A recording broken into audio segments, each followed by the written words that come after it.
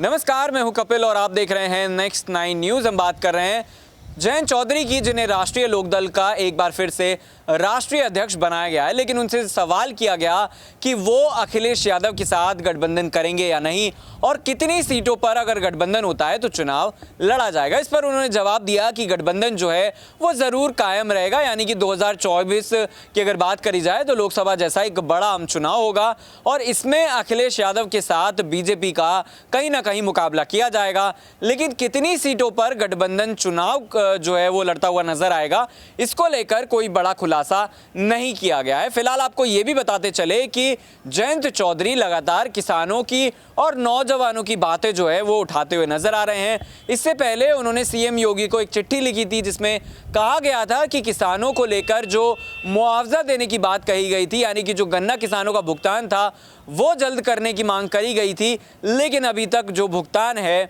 वो नहीं किया गया है। और कुछ क्या कहा है उन्होंने, जरा बात कर लेते हैं। रालोद प्रमुख ने कहा कि कानपुर में जिस तरीके से जो घटना हुई है वो काफ़ी दुखद है और गृह मंत्री की अगर बात करी जाए तो जनता ने बड़ा विश्वास करके उन्हें जनमत दिया था, लेकिन सरकार उसका सही इस्तेमाल नहीं कर पा रही। 2024 में सब पता चल जाएगा। बाकी अगर बात करी जाए तो उन्होंने ये भी कहा कि लोकसभा चुनाव के लिए समाजवादी पार्टी के साथ गठबंधन जो है वो जारी रहेगा और चुनाव जो है वो मिलकर लड़ा जाएगा। पिछली बार भी राष्ट्रीय लोकदल ने अखिलेश यादव के साथ मिलकर चुनाव लड़ा था। हालांकि इस चुनाव में कोई बड़ी जीत राष्ट्रीय लोकदल को हासिल नहीं हुई थी। अखिलेश यादव की अगर बात करी जाए तो 111 जो है विधानसभा सीटें उन्हें हासिल हुई थी।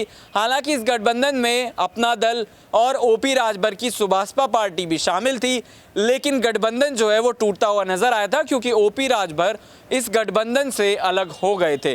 फिलहाल अगर बात करी जाए तो लगातार गठबंधन को लेकर चर्चाएं हैं। मायावती से भी सवाल किया गया तो उन्होंने कहा कि ना ही वो किसी पार्टी को गठबंधन देंगी, ना ही किसी का समर्थन लेंगी। यानी कि यहाँ पर साफ तौर पर देखें तो यूपी की सियासत में कहीं ना कहीं वोट काटने का काम जारी है, क्योंकि अगर गठबंधन होता अखिलेश का मायावती के साथ तो वोट एक तरफ जा सकते थे। लेकिन बीजेपी को क्या इन तमाम चीज़ों से फ़ायदा होगा या फिर नुकसान होगा, कमेंट करके अपनी राय प्रतिक्रिया ज़रूर दीजिएगा और साथ ही साथ ये ज़रूर बताइएगा कि जिस तरीके से जयंत चौधरी अपनी सियासत को लेकर आगे बढ़ रहे हैं, क्या जाटों का समर्थन उन्हें उस तरीके से प्राप्त हो पाएगा जिस तरीके से उनकी जो विरासत रही है, यानी कि जिस तरीके से उनके दादा और पिता रहे हैं उन्हें जाटों का समर्थन प्राप्त था, क्या एक बार फिर से उन्हें वही समर्थन प्राप्त हो पाएगा। तमाम सवालों के साथ छोड़े जा रहे हैं। फिलहाल देखते रहिए नेक्स्ट 9 न्यूज़। इस खास पेशकश में इतना ही। नमस्कार।